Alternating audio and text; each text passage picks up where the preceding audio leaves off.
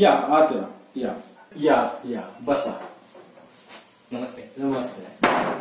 बरं बोला, काय होतंय आपणाला? अहो डॉक्टर, काय सांगू तुम्हाला माझा प्रॉब्लेम. परत ठिकाणी गेलो ना, मुली मला नाकारच देतात. तुझी तब्येत अशी आहे, तू काटकोळच आहेस. मी काय करू त्याला? डॉक्टर, तब्येत वाढण्यासाठी तुम्ही ते काय उपाय सांगा ना मला.